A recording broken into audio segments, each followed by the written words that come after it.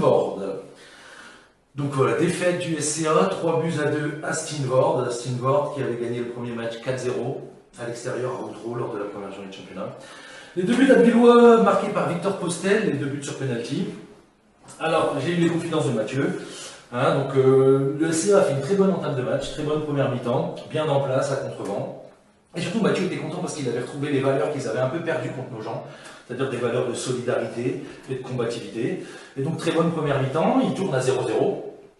Donc, jusque-là, tout se passait bien. Et donc, en début de deuxième mi-temps, la ville se fait surprendre sur un coup de pied arrêté. Donc, mené au score, 1-0. Et dès qu'Abbeville a encaissé le but, voilà, ils se sont rués à l'abordage pour pouvoir égaliser tout de suite, en fait. Et donc malheureusement, en allant 2-3 à l'abordage, ils se sont fait contrer. Donc Abbeville s'est retrouvé mené 2-0 à Steenvoorde. Donc à partir de ce moment-là, 2-0 à l'extérieur, t'es mené. Bon voilà, tu jettes ton bateau un petit peu. Donc là, Abbeville qui joue un cran beaucoup plus haut. Ils ont réussi à s'installer dans le camp de Steenvoorde. Ils ont même réussi un petit peu à les acculer. Ils ont vraiment fait une super deuxième mi-temps.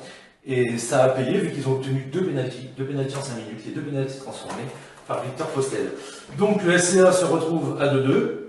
À la fin de match, ils sont restés bien calmes, ils ne sont pas énervés, ils n'ont pas été trop mis en difficulté par Steenvoorde. Et malheureusement, comme souvent, ça joue sur des détails. Et là, voilà, donc sur un coup franc quelque peu litigieux, d'après ce qu'on m'a dit, ils se font avoir encore une fois sur coup de pied arrêté suite à une erreur de marquage. Donc voilà, le SCA s'incline 3-2 à Steenvoorde. Très frustrant pour Mathieu, même s'il est content d'avoir retrouvé les valeurs qui lui avaient fait défaut la semaine dernière en Coupe de France. Et si on devait conclure un petit peu ce match-là, c'est que le SCA a perdu sur un détail face à une grosse équipe de Steenvoorde. Donc Steenvoorde reste premier du groupe.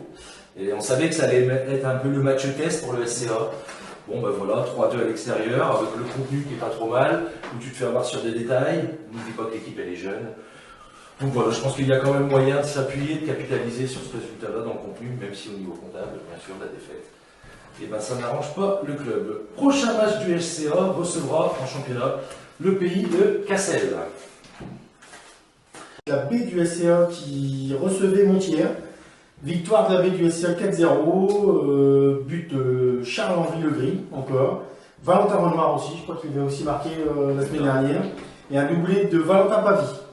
Le petit mot de Flo Séchère, il se dit très satisfait de son jeune groupe. Il a vu des belles choses, il va pouvoir travailler confiance le reste de la semaine. Félicitations à notre invité de la semaine dernière, Jordan, le capitaine du SCAB, qui a amené sûrement son équipe aussi à la victoire. Stéphane, est-ce que tu peux te présenter, Stéphane, pour les personnes qui ne te connaissent pas? Ouais, donc Stéphane, donc j'ai 37 ans, je suis animateur professionnel, animateur jeunesse et événementiel à la communauté d'agglomération de Baie-de-Somme. J'ai 2 enfants, un petit garçon de 5 ans et puis une petite fille de 2 ans.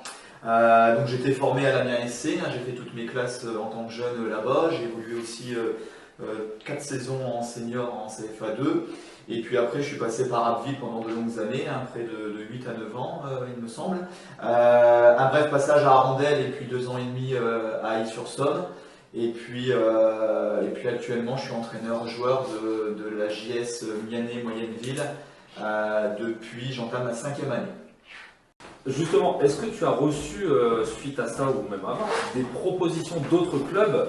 Et justement, quelles sont tes ambitions en tant qu'entraîneur en fonction des demandes que tu as reçues? D'accord. Alors, quand j'ai quitté le SC Abbeville, voilà, j'ai uniquement Mianet qui m'a sollicité. J'avais l'envie aussi de rester au SCA et puis d'apporter quelque chose au SCA en tant que, pourquoi pas, adjoint en charge de la préparation physique et puis d'accompagner les jeunes du club, mais surtout les jeunes qui arrivent en senior dans leur progression. Ça n'a pas pu se faire, donc Mianet m'a tendu la main et j'ai signé à Mianet. Et puis je le regrette absolument pas. Ton club de cœur? Ouh là là, mon club de cœur. Honnête, c'est difficile. Non, tout ce que je dois dire, c'est que partout où je suis passé, j'ai pris beaucoup de plaisir et j'ai vécu des moments forts. Voilà, j'ai été formé à l'Amiens SC, j'ai eu la chance d'évoluer aux côtés de joueurs professionnels quand j'ai joué en CFA2. On a remporté aussi le titre de CFA2. Bon, on ne pouvait pas accéder au CFA, mais c'était quand même des grands moments. Au SCA, j'ai vécu de belles années, avec jouer devant, on va dire, beaucoup de public, 400, 500, 600 spectateurs pendant de longues années, aux côtés notamment de Sébastien Witch. C'est aussi une fierté, on aime bien se chambrer. À Aix-sur-Somme, j'ai vécu aussi une montée historique en CFA2 pour le club. Et puis là, à Mianet, voilà, aussi une montée historique en R2 aussi. C'est quand même quelque chose d'exceptionnel. J'ai dit CFA2 pour Aix-sur-Somme, c'est ce que j'ai dit, il me semble. Ok, donc je ne me suis pas trompé.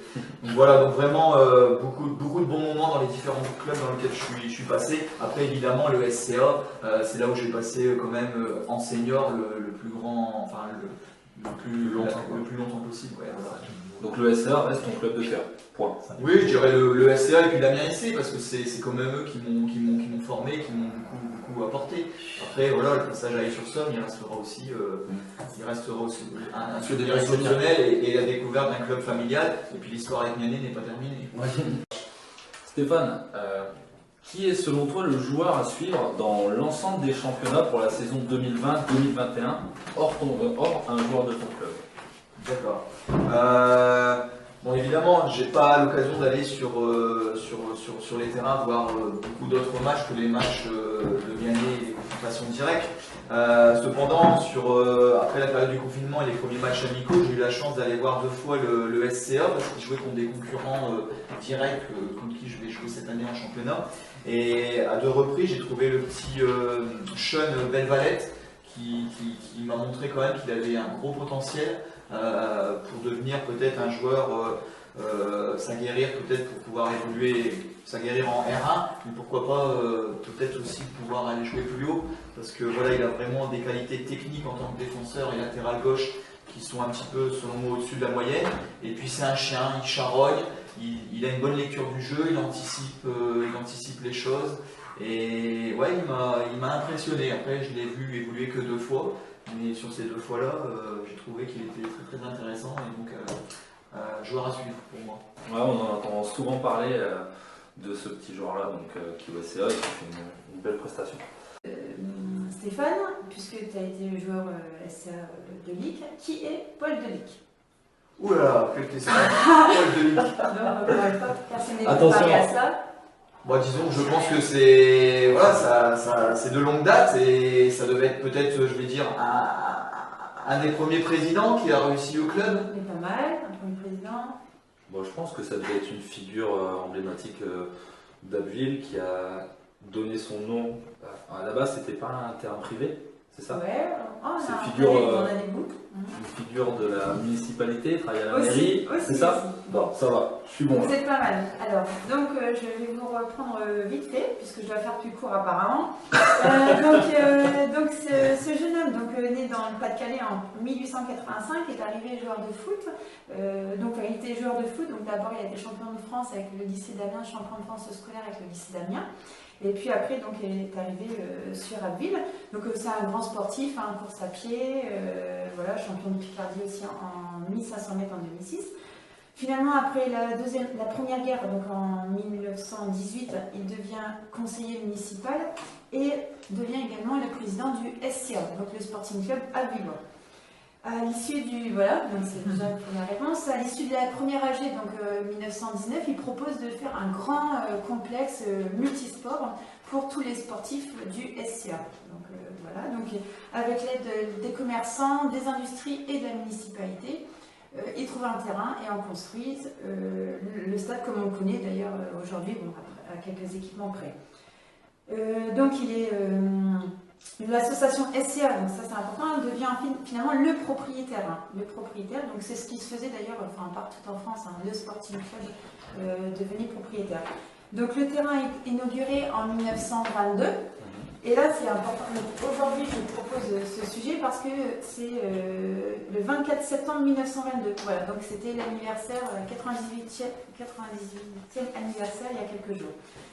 Donc il devient ensuite le maire adjoint, donc en 1923, puis maire de 1925 à 1942. Donc voilà, pour la partie partie culture générale, c'est intéressant. Et c'est seulement à son décès en 1951 que finalement le stade, on appellera effectivement stade Paul de Lic. Ouais, le stade Paul de Lic. D'accord, c'est super intéressant. C'est intéressant. Ouais. Il y a des commerçants aussi. Hein. Il était commerçant en vin spiritueux.